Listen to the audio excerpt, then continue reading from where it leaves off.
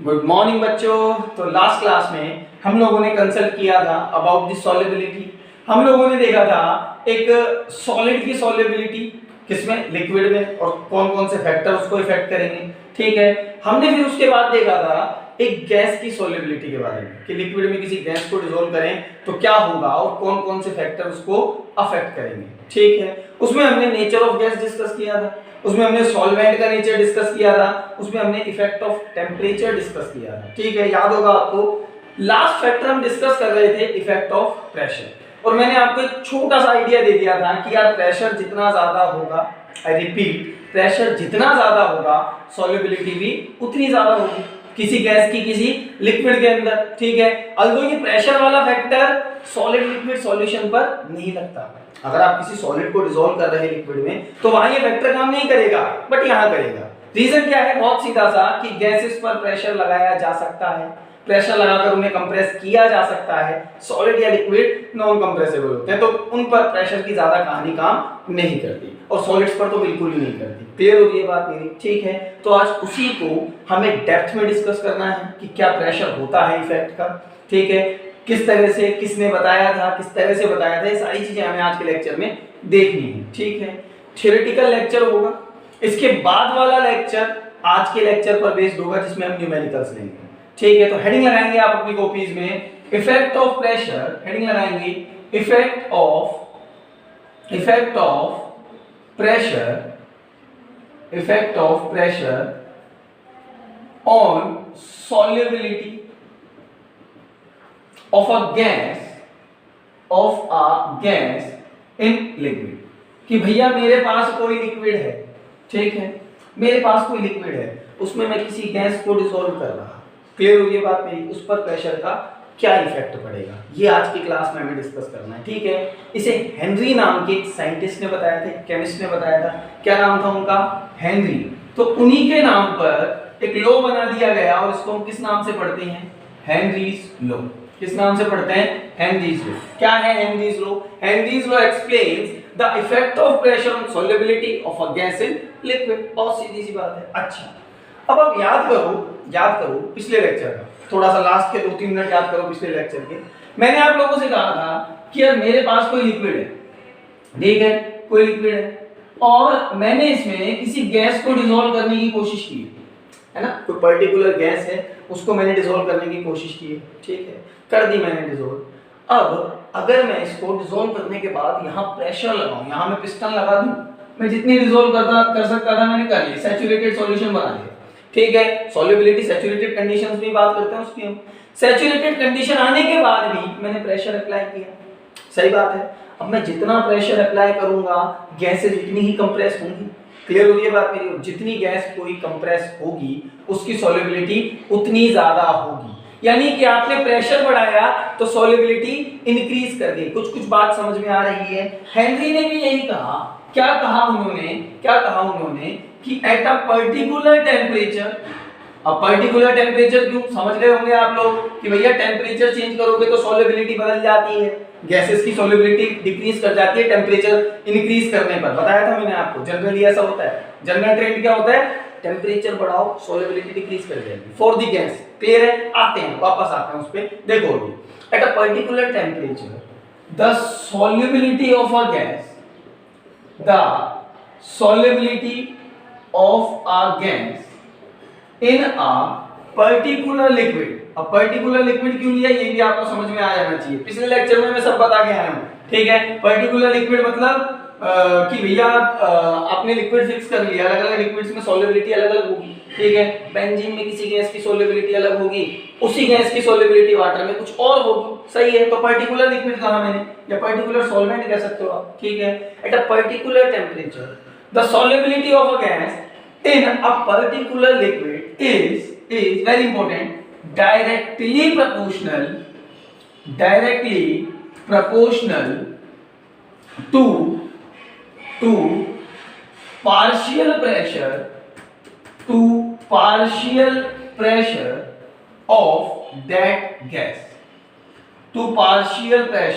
of that gas, समझो definition का मतलब समझो। देखो क्या है वही मतलब है जो मैंने बताया आपको। मान लो कि मेरे पास एक लिक्विड है, ठीक है, वाटर है मेरे पास कोई लिक्विड, ठीक है, मैंने इसमें गैसेस डिसॉल्व करने की सोची, है ना, 3 गैसेस ली, ए बी और सी, सही बात है, ठीक है, ये गैस कितनी डिसॉल्व होगी, जितना इसका प्रेशर होगा, सही बात है, ये गैस कितने, इस गैस का कितना अमाउंट डिसॉल्व होगा, अभी मैंने बताया ना कि प्रेशर इंक्रीज करो सॉल्युबिलिटी इंक्रीज कर जाएगी, तो ये गैस जितना प्रेशर लगाएगी खुद से जितना प्रेशर लगाएगी, अभी पिस्टन की बात छोड़ते हैं थोड़ी देर के लिए, ये खुद से जितना प्रेशर लगाएगी उतनी ज्यादा डिसॉल्व होगी, बी जितना खुद से प्रेशर लगाएगी उतनी ज्यादा डिसॉल्व होगी, सी खुद से जितना ज्यादा प्रेशर लगाएगी उतनी ज्यादा डिसॉल्व होगी। क्लियर हो रही है बात मेरी? तो मैंने क्या लिखा कि एट अ पर्टिकुलर टेम्परेचर, समझ में आता है ये क्यों लिखा, the solubility of a gas, ठीक है, in a liquid, in a particular liquid is directly proportional to partial pressure of that gas. कौन सा प्रेशर लिया? पार्शियल। क्यों लिया? अरे एक से ज्यादा गैसेस हैं, टोटल प्रेशर थोड़ी लोगी भाई, ये गैस कितनी डिसॉल्व होगी ये बी के प्रेशर से थोड़ी पता लगेगा, ये तो इसके खुद के प्रेशर से पता लगेगा, खुद के प्रेशर पर डिपेंड करेगा मामला। सिमिलरली सी कितना डिसॉल्व होगा ये इसके खुद से प्रेशर से पता लगेगा। क्लियर होती है बात? ठीक है, तो मैंने लिखा partial pressure of that gas. Clear होती है बात मेरी? ये लो दिया था किसने? हेनरी नाम के एक साइंटिस्ट ने, ठीक है, तो इस लॉ को हम किस नाम से पढ़ते हैं? Henry's law. क्लियर होती है बात मेरी? क्या कहता है ये लॉ? इन शॉर्ट में लिखता हूं, अच्छा लिखेंगे, पहले एक बात बताओ, मैंने आपको लास्ट लेक्चर में बताया था कि किसी गैस की सॉल्युबिलिटी को एक्सप्रेस करने के लिए हम कौन सा कंसंट्रेशन टर्म यूज करते हैं? बिल्कुल सही कह रहे हैं आप sir, zeta gas in liquid या mole fraction of gas in that liquid. सही है, मैंने कहा था ना आपसे कि भैया सॉल्युबिलिटी को कैसे एक्सप्रेस करोगे आप किसी गैस के लिए? जीटा गैस इन लिक्विड की कितना इसका मोल फ्रैक्शन। अच्छा, तो ये सॉल्युबिलिटी होगी, है ना? Is directly proportional to partial pressure of that gas. बोलो सही है? पी गैस क्या है? Partial pressure. पी गैस क्या है? पार्शियल प्रेशर ऑफ गैस, ठीक है, और जीटा क्या है? इसको ऐसे लिख देते, जीटा ये क्या है? Mole fraction. क्या है? मोल fraction of a gas in liquid. अब कई बच्चों के दिमाग में सवाल आ रहा होगा सर मोल फ्रैक्शन ही क्यों लिया, है ना? मोल फ्रैक्शन के अलावा भी बहुत सारी चीजें होती हैं, बहुत सारी कंसंट्रेशन टर्म होती है सर। मोल फ्रैक्शन के अलावा हम लोगों ने पढ़ा है मोलरिटी होती है, मोललिटी होती है ना, वेट बाय वेट परसेंटेज होती है, वो क्यों नहीं ली उन्होंने? मोल फ्रैक्शन ही क्यों लिया? तो इसको भी हम कंसल्ट करेंगे, टेंशन होगा, छोटी सी बात है बस। अच्छा, कोई दिक्कत नहीं होनी चाहिए यहाँ तक कि भैया zeta gas in liquid is directly proportional to P gas, partial pressure of that gas, ठीक है। इसी को मॉडिफाई करके हमने एक और तरीके से लिखा। हमने क्या कहा कि एक बात समझना, सोचना, समझना, आराम से, प्यार से देखो। एक बात इसी बात को इस तरह से बोल सकता हूं मैं कि इस लिक्विड में, इस पर्टिकुलर सॉल्वेंट में जितना मोल फ्रैक्शन होगा ए का उतना ज्यादा पार्शियल प्रेशर होगा ए का। क्या मैं बोल सकता हूं ऐसा? अरे भाई सुनो, बात को ध्यान से सुनो। मैंने ये बोला कि mole fraction is directly proportional to partial pressure of that gas. कितनी सॉल्युबिलिटी होगी? जितना उस गैस का पार्शियल प्रेशर होगा। हमने ऐसे बोला, क्या हम ऐसे नहीं बोल सकते कि इसमें, सुनना ध्यान से, इसमें जितना ज्यादा पार्शियल प्रेशर होगा उतनी सॉल्युबिलिटी। इसको ऐसे बोल सकते हैं कि इसमें जितना ज्यादा मोल फ्रैक्शन उतना ज्यादा पार्शियल प्रेशर। हाँ या ना? अरे ऊपर स्टेटमेंट पढ़ो भाई, है ना? शायद मैं उल्टा बोला, पहले स्टेटमेंट पढ़ो ऊपर कि किसी भी गैस की सॉल्युबिलिटी उसके पार्शियल प्रेशर के डायरेक्टली प्रोपोर्शनल होती है। ये लिखा है, ठीक है। क्या मैं इस स्टेटमेंट को ऐसे नहीं बोल सकता? फील करना जरूरी है। रट्टा मारने को तो एक सेकंड में लिख दूंगा, समझ जाओगे, पर फील आना जरूरी है कि क्या मैं इस स्टेटमेंट को ऐसे नहीं लिख सकता कि यार इस गैस में, इस पर्टिकुलर सॉल्वेंट में ए जितना ज्यादा डिसॉल्व होगा उसका पार्शियल प्रेशर भी उतना ज्यादा होगा। ऐसे भी पढ़ा जा सकता है इसको, ठीक है। बी जितना ज्यादा डिसॉल्व होगी बी का पार्शियल प्रेशर उतना ज्यादा होगा इस पर्टिकुलर सॉल्वेंट में। सी जितना ज्यादा डिसॉल्व होगा सी का पार्शियल प्रेशर उतना ज्यादा होगा। यानी कि किसी गैस का पार्शियल प्रेशर, ठीक है, डायरेक्टली प्रोपोर्शनल होगा मोल फ्रैक्शन ऑफ दैट गैस। बोलो लिख सकता हूं कि नहीं लिख सकता? बिल्कुल लिख सकता हूं। बोलो क्लियर हो गई बात मेरी? ठीक है, ये बात फील आना जरूरी है। हेनरी ने ये बात कही थी, पर हम उसको इस तरह से पढ़ते हैं आज के टाइम में कि किसी गैस का पार्शियल प्रेशर उसकी मोल फ्रैक्शन के डायरेक्टली प्रोपोर्शनल होता है।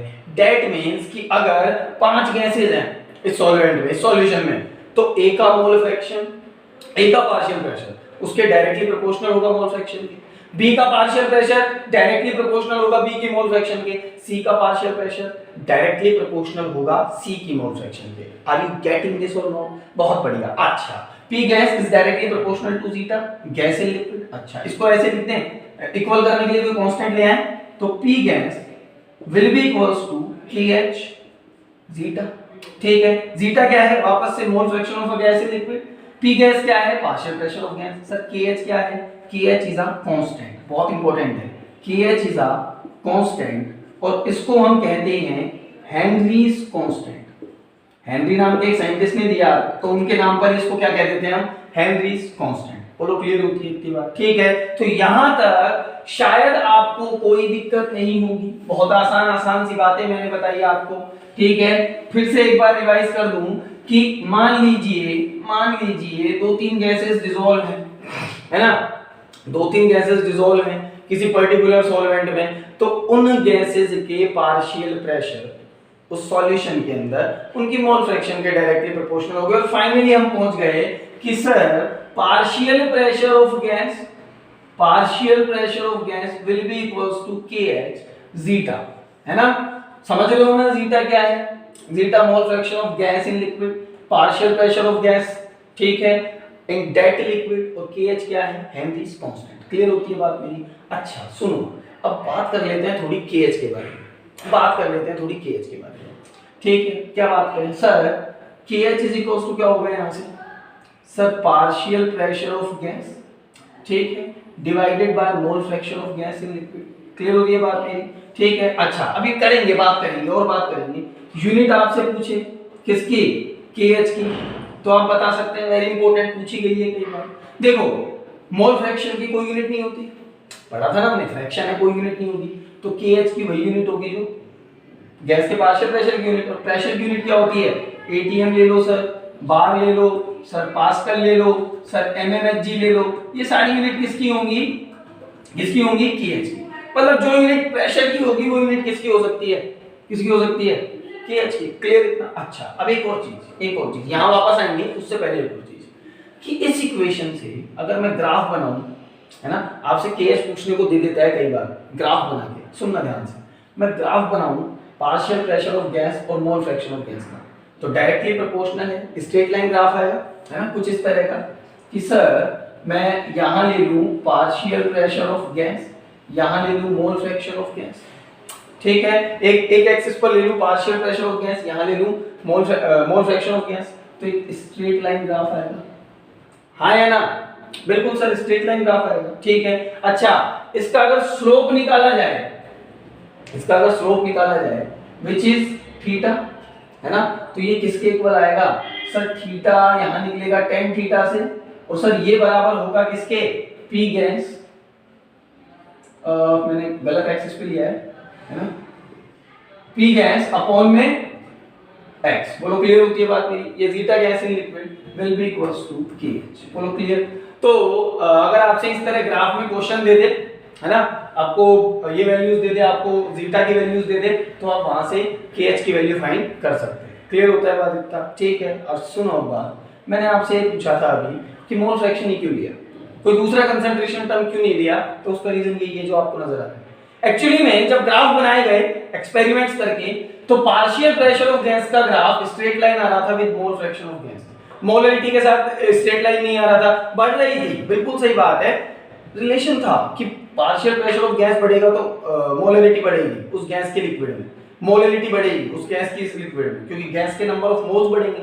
सही बात है, पर स्ट्रेट लाइन कर्व नहीं आ रहा। स्ट्रेट लाइन कर्व किसके साथ आया? मोल फ्रैक्शन के साथ। और आप जानते हैं कि कितना प्यार करते हैं हम लोग स्ट्रेट लाइन कर्व से, स्ट्रेट लाइन ग्राफ हमें बड़े पसंद है ना, तो हमने कहा कि मोल फ्रैक्शन ऑफ गैस को ले लेते हैं। क्लियर होती है बात मेरी? ठीक है, तो वो चलता आ रहा है, क्लियर होता है इतना? अच्छा, अब आगे हम बात करें थोड़ी बहुत और KH के बारे में। तो हमने देखा KH बराबर होगा P गैस अपॉन में जीटा गैस इन लिक्विड, ठीक है, KH की यूनिट की बात की, है ना। एक चीज और नजर आ रही है यहाँ पे, क्या कि sir KH is inversely proportional to zeta gas in liquid. हाँ कि बिल्कुल सही बात है, नजर आ रहा है कि नहीं आ रहा? KH की वैल्यू जितनी ज्यादा होगी, यानी कि जो हेनरीज कांस्टेंट जितना ज्यादा होगा, उस गैस की सॉल्युबिलिटी लिक्विड के अंदर उतनी ही कम होगी। समझ में आई बात भाई? ये जितना ज्यादा ये उतनी कम। क्लियर होती है बात मेरी? ठीक है। अच्छा, और चीजें देखो यहां से, एक्सपेरिमेंट से भी पता लगा कि KH डिपेंड्स, अभी बात करेंगे KH के बारे में काफी, KH depends on nature of gas as well as nature of solvent, nature of solvent मतलब दोनों पर डिपेंड करेगा। KH की वैल्यू डिपेंड करेगी गैस के नेचर पर, KH की वैल्यू डिपेंड करेगी सॉल्वेंट के नेचर पर। ठीक है। साथ में it also depends, very very important, it also depends on temperature. यहां भी मामला डिपेंड करेगा, यानी कि आप टेम्परेचर बढ़ाओगे तो टेम्परेचर बढ़ाने पर KH की वैल्यू चेंज होगी। क्लियर इतना?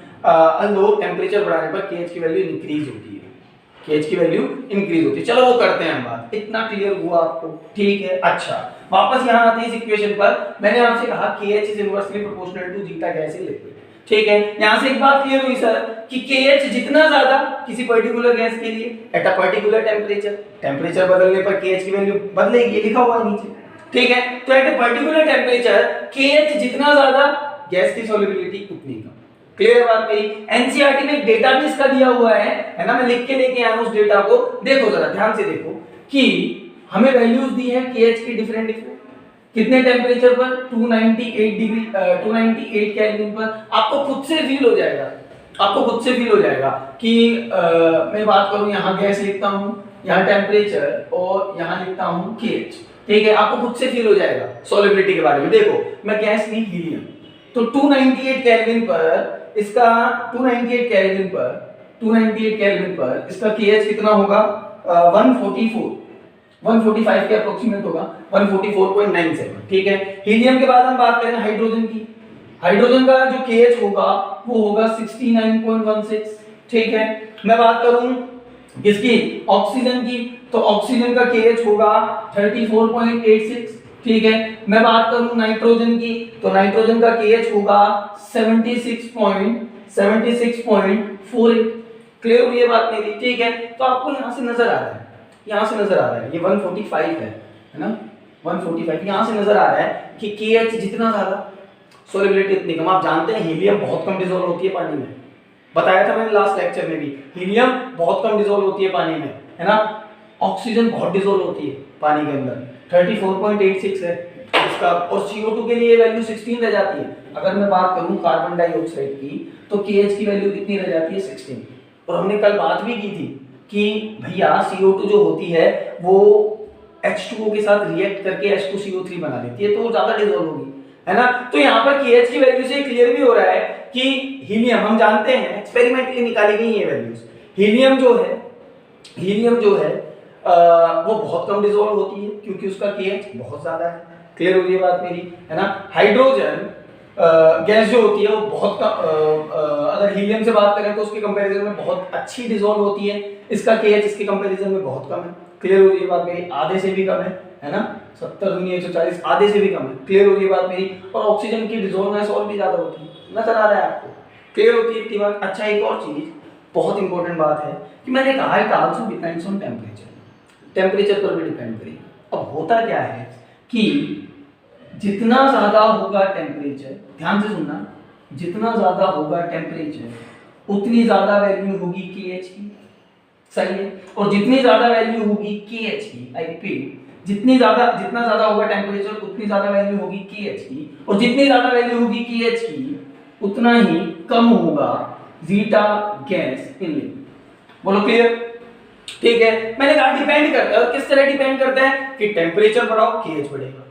यानी कि अगर मैं ऑक्सीजन की बात करूं 298 केल्विन पर कितना है? 34.86। इसको अगर आप 10 डिग्री सेंटीग्रेड बढ़ा दो तो KH की वैल्यू 50 के आसपास पहुंच जाती है, मतलब डिसॉल्व कम हो गई। क्लियर हुई बात मेरी? डिसॉल्व कम हो गई। यानी कि सर एक बात और समझ में आई क्या, कि अगर मेरे पास ठंडा पानी है, कोल्ड वाटर, ठीक है, तो उसमें डिसॉल्व गैसेस ज्यादा होंगी, सही बात है।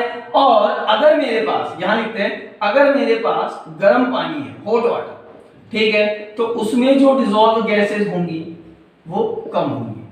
क्लियर हो रही है बात मेरी? कोई दिक्कत यहां तक? ठीक है। अच्छा, अब इसी पर इस बेस्ड एक क्वेश्चन पूछ लिया जाता है पेपर में, इसी पर बेस्ड एक क्वेश्चन पूछ लिया जाता है। क्वेश्चन क्या पूछ लिया जाता है, बोर्ड्स में काफी पूछा जाता है क्वेश्चन, क्या कि cold water is better for aquatic life as compare to hot water. सोचो, क्या मैंने सही लिखा है? लिख देता है justify your answer, justify your answer. ये HW में करना है आपको, ठीक है। बताइए मेरे को कि सही है क्या? बात सही है क्या? पहले तो ये बताओ, है? बिल्कुल सही है। अरे भाई, ठंडे पानी में ऑक्सीजन ज्यादा डिसॉल्व होगी कि गर्म पानी में ज्यादा डिसॉल्व होगी? ऑब्वियस सी बात है, ठंडे पानी में, ठीक है। जितना ठंडा होगा पानी उतनी ज्यादा डिसॉल्व ऑक्सीजन ज्यादा होगी। और बहुत ऑब्वियस सी बात है, आपको पता है एक्वाटिक एनिमल्स किस पर जिंदा रहते हैं? डिसॉल्व ऑक्सीजन पर। क्लियर हो रही है बात मेरी? यानी डिसॉल्व ऑक्सीजन कोई तो लेते हैं वो, ठीक है, अपनी ब्रीथिंग के लिए, रेस्पिरेशन के लिए। तो भैया ठंडे पानी में ऑक्सीजन ज्यादा है तो अच्छी ऑक्सीजन मिलेगी, पानी गर्म होगा तो ऑक्सीजन कम क्वांटिटी में मिलेगी क्योंकि कम डिसॉल्व होगी वाटर के अंदर, ठीक है। इसको लिखना किस तरह से है पेपर में? इसको लिखना है कि वी नो कि भैया ऐसा होता है कि जितना कम टेम्परेचर होगा KH की वैल्यू उतनी ही कम होगी, सही बात है। और KH की वैल्यू जितनी कम होगी, मोल fraction of gas in that liquid उतना ही ज्यादा होगा। क्लियर हो रही है बात मेरी? उस लिक्विड में मोल फ्रैक्शन गैस का उतना ज्यादा होगा, सॉल्युबिलिटी उस गैस की उतनी ज्यादा होगी। आपको क्लियर हो रही होगी बात, ठीक है इतना? अच्छा, तो ये सवाल ध्यान रखना कि एक्वाटिक लाइफ के लिए कोल्ड वाटर अच्छा होता है as compare to hot water. Reason मैंने आपको बता दिया, रीजन है इसका KH, ठीक है, क्योंकि हॉट वाटर का KH ज्यादा होता है तो गैस की डिसॉल्वेंस कम हो जाती है। क्लियर होती है बात मेरी? ठीक है। अच्छा, तो ये हमने बात की ठंडे और गर्म पानी के बारे में, ठीक है। अच्छा, एक बात और कर लेते हैं कि ये जो हेनरीज लॉ है, हमने पढ़ा, इतना ही है हेनरीज लॉ के बारे में, है ना? तो न्यूमेरिकल्स करने हैं इसके, न्यूमेरिकल्स इंपॉर्टेंट है इसके। अब हेनरीज लॉज के एप्लीकेशन क्या है अपनी डेली लाइफ में, तो आप हेडिंग लगाएंगे इसके बाद एप्लीकेशंस ऑफ हेनरीज लॉ। तो थ्योरेटिकल है ये पूरा का पूरा। अब सुनो, सबसे पहला जो एप्लीकेशन है इसका, ये है इन सोडा वाटर और कोल्ड ड्रिंक्स, सोडा वाटर और कोल्ड ड्रिंक्स। अब सुनो ध्यान से, पेप्सी पियो ना कभी तो पियो, है ना? तो आपको पता है जब आप कोल्ड ड्रिंक का कैप खोलते हो तो एक गैस निकलती हुई दिखती है, झाग से बनता है ना, बाहर निकल जाते हैं, वही गैस निकलती हुई दिखती है हमें। कौन सी गैस होती है वो जानते हो? Carbon dioxide. कौन सी गैस डिसॉल्व होती है? Carbon dioxide. एक्चुअली किया क्या जाता है कि उस कोल्ड ड्रिंक की बोतल में, है ना, कोशिश करते हैं बोतल बनाने की, बहुत ही गंदी है पर कोई बात नहीं, काम चल जाएगा। मान लीजिए बोतल है, अब इसमें मैंने गैस डाली, कौन सी? Carbon dioxide. होता क्या है, मैं यहाँ बहुत हाई प्रेशर लगाता हूँ, अप्रोक्सीमेट 2.5 to 3 atm, ठीक है। तो हेनरी ने कहा था जितना ज्यादा प्रेशर लगाओगे उतनी ज्यादा गैस डिसॉल्व होगी, ठीक है। अब जनरल जो प्रेशर होता है, नॉर्मल जो प्रेशर होता है वो कितना होता है? 1 atm। हमने कितना लगाया है? 2.5 to 3 atm। तो प्रेशर लगा के, इतना प्रेशर लगा के उस CO2 को इन बोतल्स में भर दिया जाता है। क्लियर हो रही है बात मेरी? और फिर कैप बंद कर दी जाती है ना। अब जब आप कैप खोलोगे तो प्रेशर कितना रह जाएगा? 180। अरे भैया, एटमॉस्फेरिक प्रेशर के बराबर आ जाएगा ना प्रेशर। आप जानते हो, आपने डिफ्यूजन पढ़ा है आपने, प्रेशर कम हो जाएगा जैसे ही आप कैप खोलोगे इसका, तो प्रेशर कितना हो जाएगा? 180। यानी कि प्रेशर डिक्रीज हुआ। अब प्रेशर डिक्रीज हुआ तो CO2 जो डिसॉल्व थी उसकी सॉल्युबिलिटी डिक्रीज करेगी कि नहीं? भाई पहले सॉल्युबल थी 2.5 to 3 atm प्रेशर पर, अब आपने कितने प्रेशर पर ले आए उसको? 1 atm प्रेशर पर, तो सॉल्युबिलिटी डिक्रीज कर जाएगी कार्बन डाइऑक्साइड की। अरे हेनरीज लॉ यही तो कहते हैं ना कि प्रेशर जितना ज्यादा सॉल्युबिलिटी उतनी ज्यादा। अब प्रेशर डिक्रीज किया, 1 atm हो गया एटमॉस्फेरिक प्रेशर के बराबर, तो कार्बन डाइऑक्साइड ने कहा अब हम नहीं खोलेंगे, बाहर निकल जाएगी। क्लियर हो गई बात मेरी? ठीक है। फिर वो आपको झाग से नजर आएंगे, है ना। चलिए, जिनको पीने का आनंद भी लेते होंगे आप, है ना। चलिए, सेकंड सुनो, एक बीमारी के बारे में बात करेंगे हम, बैग्स। आपको पता है जो लोग ऊंचे ऊंचे पहाड़ों पर रहते हैं, माउंटेन्स पर रहते हैं, या फिर किसी को एवरेस्ट वगैरह फतह करनी हो, है ना, तो मैं एक बात आपको बताऊं कि आप जितना ज़्यादा ऊपर जाते हैं, है ना, जितना ज़्यादा एटमॉस्फेयर में आप ऊपर जाते हैं, गैसेस का प्रेशर उतना ही कम होता जाता है। ये आपने 5वीं 6ठी क्लास में पढ़ लिया होगा, है ना, 6th 7th क्लास में पढ़ लेते हैं बच्चे, कि जितना ज़्यादा आप ऊपर जाओगे, है ना, उतना ही गैसेस का प्रेशर कम हो जाएगा। सही है। अब होता क्या है कि जो पहाड़ों पर रहने वाले लोग होते हैं ना, बड़े बड़े पहाड़ों पर ऊंचाई पर रहते हैं, हाइट पर रहते हैं, अच्छी खासी हाइट पर, तो होता क्या है, हाइट पर प्रेशर कम होता है, जिसकी वजह से ऑक्सीजन कम डिसॉल्व होती है उनके ब्लड के अंदर। बात समझ में आ रही है मैं क्या कह रहा हूँ? अरे मैं जितना ज्यादा ऊपर जाऊंगा गैस का प्रेशर उतना डिक्रीज कर जाएगा। सही है। यानी कि अगर मैं पर्वत को चढ़ूं या मैं पहाड़ चढ़ूं, कोई माउंटेन चढ़ रहा हूं मैं, ठीक है, तो जब मैं जैसे जैसे ऊपर पहुंचता जाऊंगा गैसेस की डिसॉल्वनेस कम होती जाएगी, क्योंकि प्रेशर डिक्रीज कर रहा है, प्रेशर के डायरेक्टली प्रोपोर्शनल है मामला, ठीक है, तो गैसेस की जो डिसॉल्वनेस है वो डिक्रीज करती जाएगी। दैट्स व्हाई मुझे ऑक्सीजन लेने में परेशानी होगी, प्रॉब्लम होगी या नहीं होगी? बिल्कुल होगी। ठीक है, मतलब मेरे ब्लड में उतनी ऑक्सीजन डिसॉल्व नहीं होगी जितनी होनी चाहिए थी। आसान सी बात है। ठीक है। अच्छा, अब एक और बात सुनिए इसमें कि अगर ऐसा होगा तो मेरा जो ब्रेन है या नर्वस सिस्टम है, इसको चाहिए ऑक्सीजन काम करने के लिए।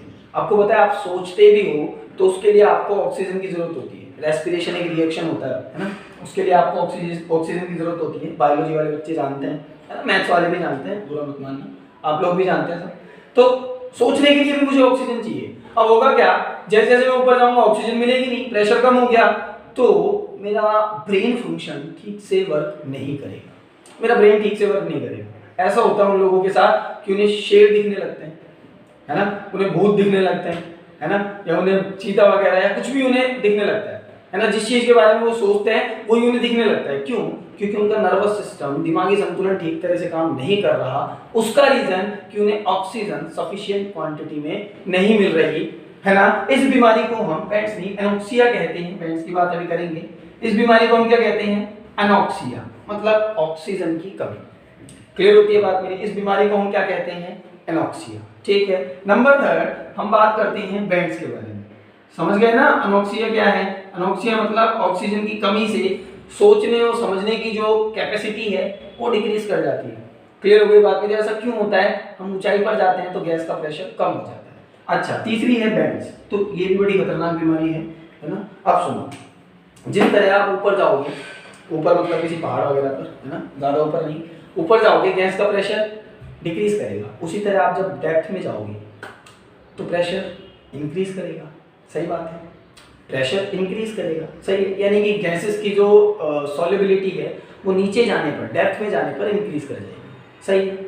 अब आपके जो डाइवर्स होते हैं ना, है ना, जो सी वाटर में जाकर कोई चीजें ढूंढनी है उनको, है ना, या तैरने के लिए गए, है ना, तो आपको पता है उनके पास जो गैस सिलेंडर होता है उसमें नॉर्मल गैसेस का मिक्सचर नहीं होता।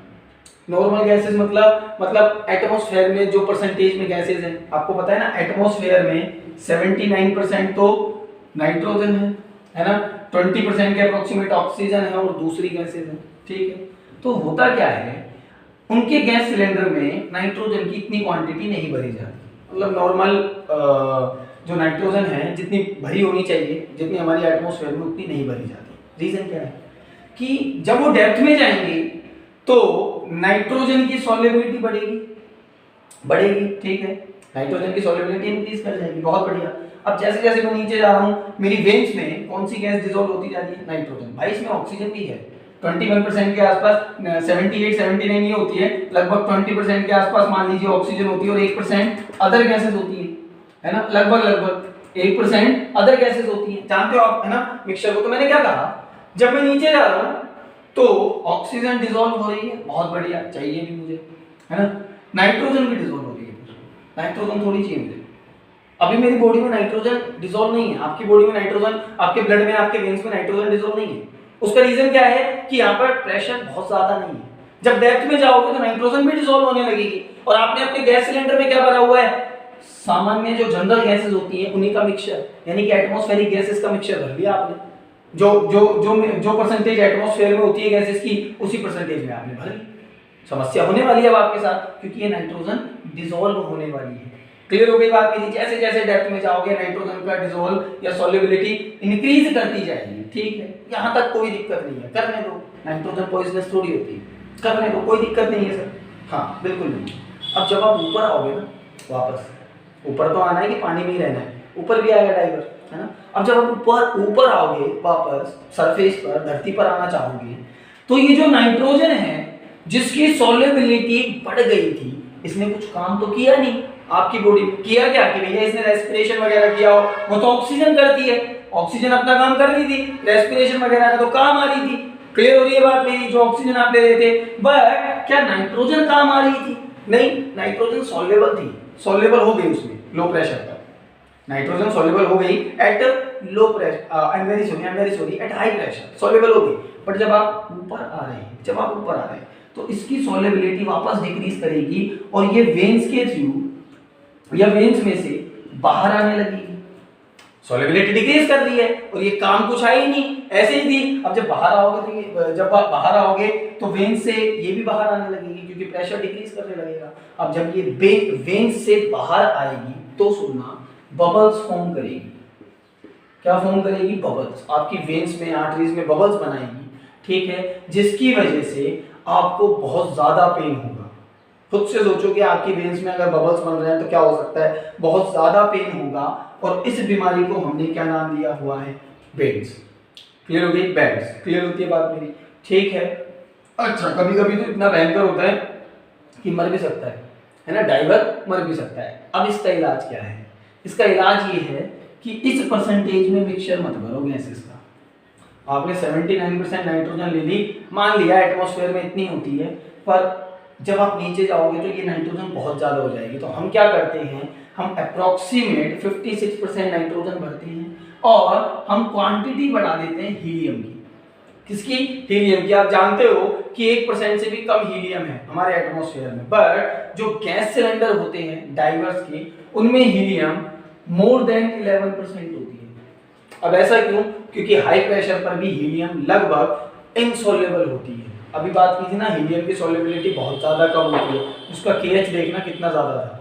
तो प्रेशर बढ़ा भी दोगे तो सॉल्युबिलिटी बहुत ज़्यादा नहीं बढ़ेगी, इतनी नहीं बढ़ेगी कि आपकी वेन्स वगैरह में चली जाए, है ना, और वहाँ डिसॉल्व हो जाए। कुछ कुछ बात समझ आई? तो हमने किसकी परसेंटेज बढ़ा देते हैं? हीलियम की, गैसेस सिलेंडर में। क्लियर होती है बात मेरी? ठीक है। तो ये कुछ एप्लीकेशंस थे एनरीज लो के, ठीक है। अब इस पर बेस्ड कुछ अच्छे अच्छे न्यूमेरिकल्स हम कल की क्लास में डिस्कस करेंगे। साथ में कुछ डाउट्स भी थे, जैसे मैंने 4th क्वेश्चन दिया था तो उसमें मेरे बच्चों को डाउट्स था, तो वो भी हम कल की क्लास में डिस्कस करेंगे, ठीक है। थ्योरेटिकल लेक्चर था, अगर कोई प्रॉब्लम हो तो आप मुझसे पूछ लें, ठीक है। बाकी पढ़ाई करें, बहुत अच्छे से करें। कोई भी डाउट अगर आपको होता है तो प्लीज़ आप कंसल्ट कर लें, उसको छोड़े ना कि हम बाद में पूछ लेंगे, ठीक है। अपना काम टाइम पर करें। Thank you.